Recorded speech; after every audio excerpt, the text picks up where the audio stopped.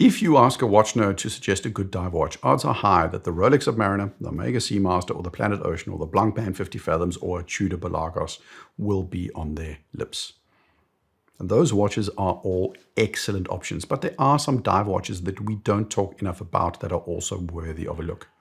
Here are 10 of the not quite mainstream watches that you should know if you're looking for something a little bit more off the beaten track. Let's dive in.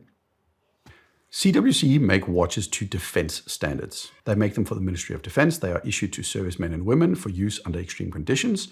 And in all honesty, a lot of brands do this to some degree. The practice of supplying bespoke unit watches is something brands like Yema, Rolex, Omega, Tudor, and a host of others do. The practice of marking a specific tour of duty or your time in a specific unit with a watch dedicated to that unit is also nothing new. CWC, not a high-end manufacturer.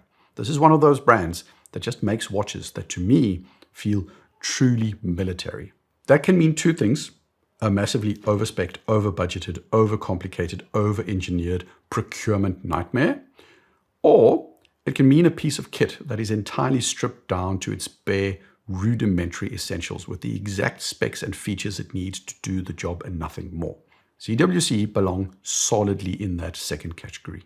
Their watches are a fair bit cheaper than any Rolex, Tudor, or Omega. They don't have ceramic bezels. They stick with NATO straps for the most part. They use simple automatic movements that are cheap and easily serviceable, or often even they have robust workhorse quartz movements. The finishing is simple, there's no ornamentation, the designs are optimized for legibility and ease of use. My personal favorite is the RN Mark II automatic with the Salita SW200. The watch is about 41 millimeters in diameter. It's got a lug-to-lug of 47 millimeters. You get 300 meters of water resistance. This is a solid diver that looks like what I would associate with a military tool. It doesn't have the brand cachet of those other name brands, but in terms of integrity, this watch has it in spades. In 1959, Aquastar filed a patent for what essentially was the blueprint for the first true dive computer. The Aquastar Navigator was an integrated system consisting of the Aquastar Model 60 dive watch. That was the main tool for timing the dive, and with no deco stops according to the attached French marine non-decompression table. It had a depth gauge, essential for monitoring dive depth and ensuring safe exploration. It had a thermometer, which provided critical data about water temperature, which is also kind of important. It had a compass, which was mounted on the panel with a wide bezel, allowing divers to navigate with ease. It had a diving guard, which is a safety feature designed to protect divers in varying underwater conditions. It had a waterproof radiant card, which is a key feature, displayed a French marine decompression table, ensuring divers had immediate access to vital decompression data. The Aquastar Navigator was basically the first analog dive computer, at least that I know of. Now, if you're thinking that was all in one watch, you'd be wrong. This was what I'd describe as the bund strap from hell. For most human wrists, this system would probably function as both a hand watch, a wrist watch, and an elbow watch all at once. Basically, if you had to ask, does this look big on my wrist? You're clearly already way out of your comfort zone. It's not as bad as Christian Hagen's penchant for wearing bracelets from wrist to shoulder, but it's definitely up there. My own personal favorites, though, are the Benthos models. They are the more modern, more realistic models that you should be looking at. These watches are from the time when brands were trying out different shapes in search of the optimal diver configuration. And this is the world of cushion cases and offset crown positions. The Benthos Heritage model has that workhorse Salita SW200 movement inside with those 38-39 hours of power reserve. It's got a 40 millimeter case, but because of the cushion case and the design, the lug-to-lug is much shorter than you'd expect at only 44 millimeters. My reference point is always the Omega Speedmaster, and the Benthos is a full 3.5 millimeters shorter than Omega Speedmaster. It's 12 millimeters tall, which makes for a relatively low profile for a diver. Watches like these wear a little bit chubby, but that's kind of the whole point. The case is brushed in an almost sunray pattern, just without the reflectivity. You have two crowns, one to manually release the helium and one to control the movement. The 60-click bezel has a bit of faux patina to it, but not in an overpowering way. Lume is plentiful, and again, much like the CWC, this watch leans heavily towards the tool aesthetic. If you're just starting your dive into watches, this might be the place to start with my channel. Hopefully you are enjoying the content. You've at least made it this far. Subscriptions mean a lot to me because they are the best way for me to know whether or not I'm making good videos or not. Views are one thing, they are wonderful, and I appreciate those as well. But the subscribe tells me that you want to come back for more. So if you do, click the subscribe button. It's hugely appreciated. Thanks a ton. Squale don't get talked about that much, and they are a bit of a sleeper brand in the sense that if you've grown up with YouTube and the urban gentry and talking dinosaurs, then you likely know and quite like the brand. But if you're new to the watch world, you're likely not going to know them. Squale do one thing and they do one thing only, and that's dive watches. They're not like Omega and Tudor or Rolex who make a watch for every type of consumer. There's no dress watch, there's no sports chrono, there's no GMT sports watch, and there's no premium steel or gold sports watch. Not that I know of anyway. Now, where Squale depart a little bit from CWC is that they don't stick entirely to tool aesthetics. Not all their watches are brushed with matte dials and bezels. Squale are more openly consumer orientated and they prioritize options and variety. So you can get a Squale Matic with a bright blue dial, a 3-link bracelet with alternating polish and brushing. But for me, their strongest offerings are the 1521, which I owned at one point because of Dinosaur Guy, and the 2001 models. Specifically, the 2001 reverse orange with ladder bracelet and complete lugless design is cool right now. The case is 40 millimeters in diameter, as is essentially the lug-to-lug. The thickness is 13 millimeters. The case has a high polish, but because there's a relatively little small amount of case to see from the top, it actually comes off as more restrained than you would think. Orange dial is an acquired taste for some, but for those in the know, and those that know watches like the Doxa 300, you'll know that orange was in vogue for a time as professional divers and dive watch makers experimented with different colors in search of underwater legibility. It's a bit of a cliche, but inside, Sellita SW200, just like the previous two watches. The 1521 model I lean towards is the Militare Blasted. Blasted doesn't mean it's been blown up. It means it's been beam blasted with sand or beads to give it a matte case finish. It's also a method that's relatively inexpensive compared to more complex and time-consuming techniques, things that require CNC machines or hand polishing, but who cares? But the madness of it gives it the tool and utilitarian look that I'm looking for. It's got an aluminium insert bezel, the dial is printed and has a decent amount of super luminova lume. The indices are off-white and the hour hand is outlined in a bright orange, giving it a little bit of pop without losing touch with the tool and utility ethos. Nivada Grenchen have been around since 1926. As opposed to the three previous brands, Nivada are not dive specialists. Every brand kind of leans on a specific story as their claim to fame. For Nivada, it's the Explorer story with the Antarctic model. That's a watch that's in the same space as the Tudor Ranger or Rolex Explorer. But this time around, it's their Depth Masters that's getting my attention. I suppose I could forgive you for thinking I was suggesting a Panerai because the cushion case and lugs are at least Panerai adjacent. The Nivada Grenchen Depth Master numerals date in black is a modern reissue of the brand's iconic, I suppose it's iconic, 1960s dive watch. It's recognized for robust design, good water resistance. This model's got 39mm diameter, cushion case, distinctive black dial, bold numerals, luminous, of course, unidirectional rotating bezel. The rotating bezel has got 120 clicks, 15-minute scale, 1,000 meters of water resistance, and it's got an automatic helium escape valve. The height is 13 millimeters, the lug-to-lug is 47 millimeters, and the diameter is 39 millimeters. Since it's a reissue of an original classic design, it has that middle of the last millennium look to it. It's got what by today's standards feels like oversized numerals. Despite being a relatively middle-sized watch, it actually presents quite large. The bezel is substantial and the cushion case contributes to that substantial look of the watch. It's unapologetically masculine. If you're looking for a desk diver, this isn't it, but if you want something tool forward, then it is. When you think of IWC, I think the first thing that comes to mind is probably pilot's watches. Next might be the Ingenieur, and in third place it's going to be the Portuguesa or maybe perpetual calendar complications. But IWC also have a diver in the Aquatimer. If you go back through the history of IWC and their dive models, you'll likely note something particular. You'll notice that throughout the years, the Aquatimer has looked very different. There's very little in terms of aesthetic consistency and definitely not anything near the consistency of a Submariner.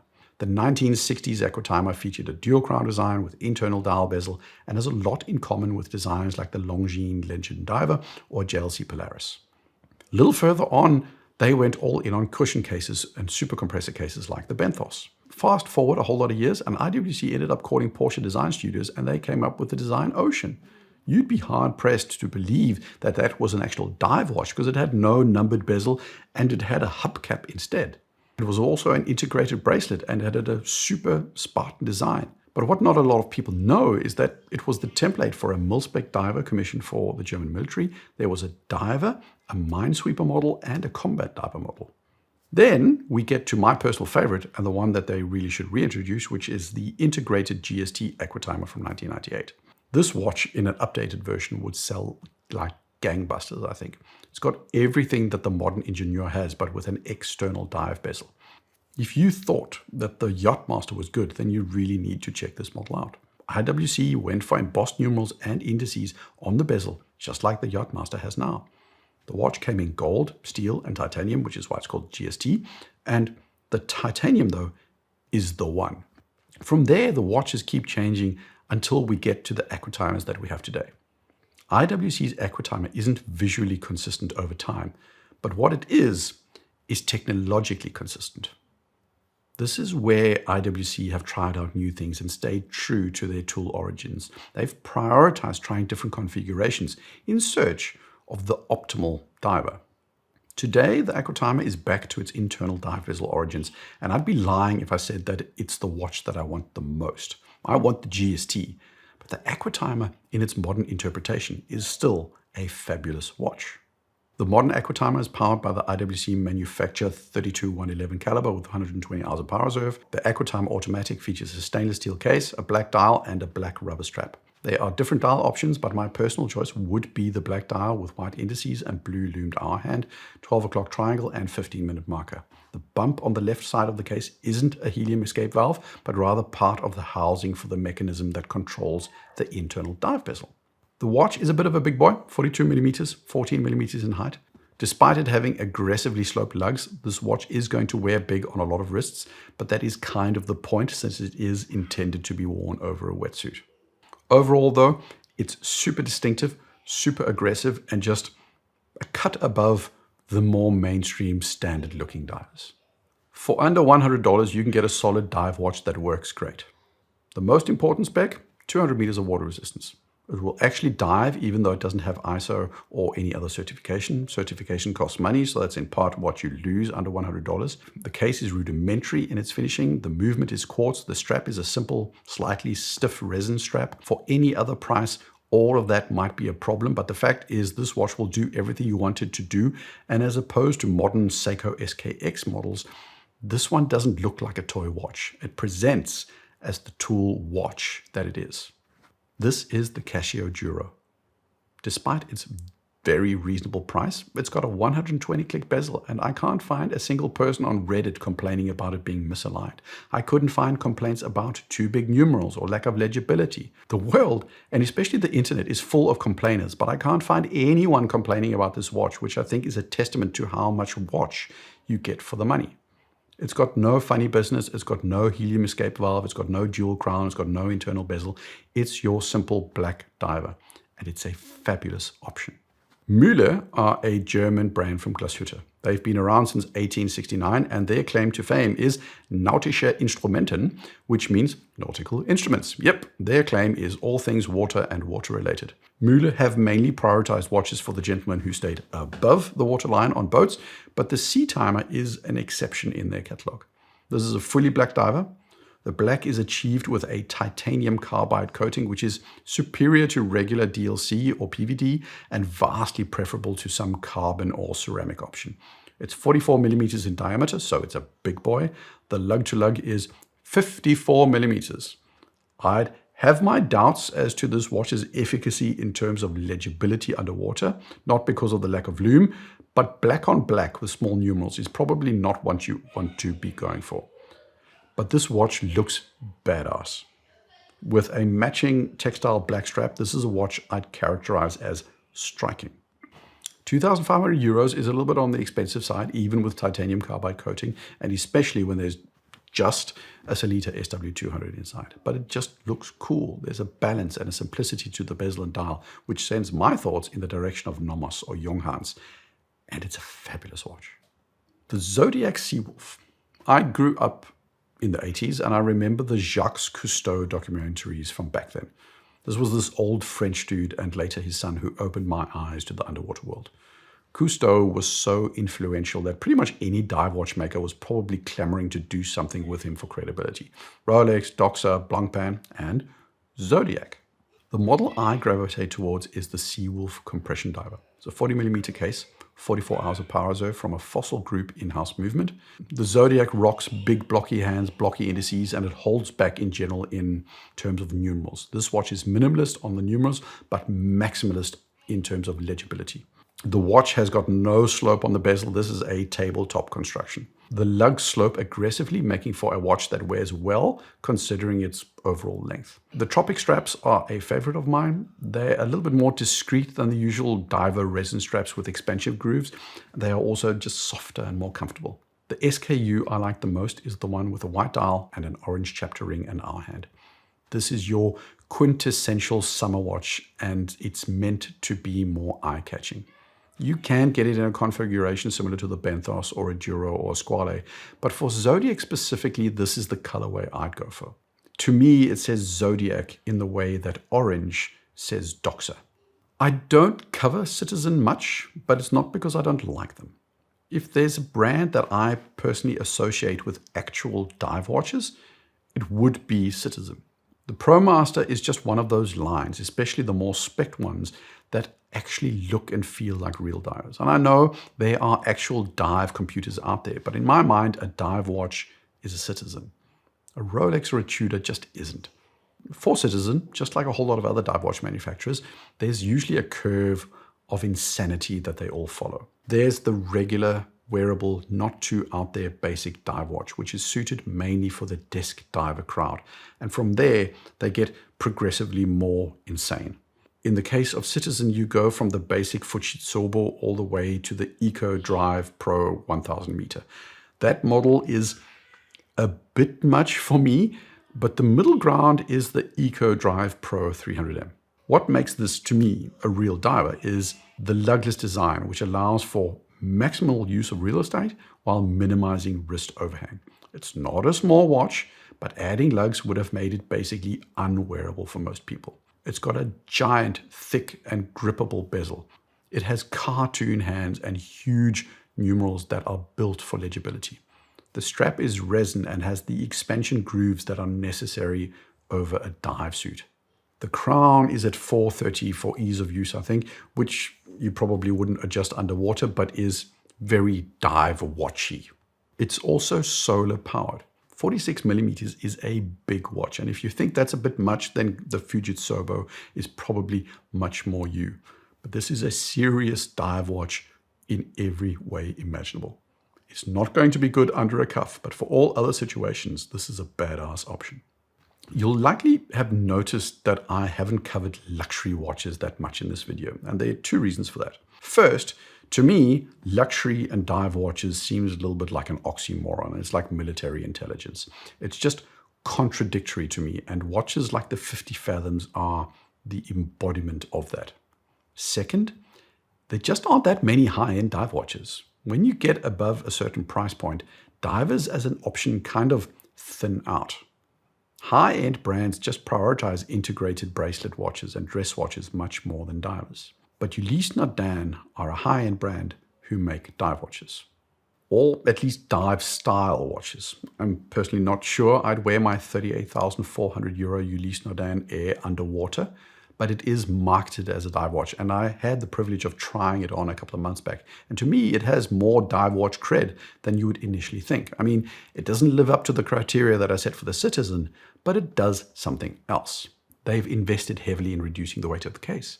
They've prioritized simplicity and also worked to reduce the weight of the internal components. And that's led to a watch that's so sparse that even the term skeletonized doesn't do it justice.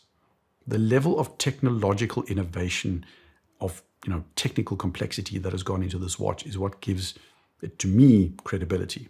It's 40mm in size. It's big, but who cares? It weighs 51.4 grams. It's just under 15mm thick. It has 200 meters of water resistance, but the movement and dial is what it's all about.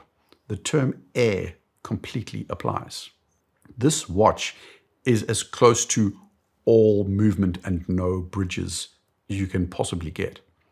Everything is stripped away to its bare essentials. It's a little bit weird that you see your wrist through the case, but it's a price I'd be willing to pay for this level of engineering prowess. To me, this watch punches way above its weight, and it's superior to some of the hideous monstrosities you get from Richard Mille. And it's got a dive bezel, so it's a diver. Those are the watches I thought were worth showcasing.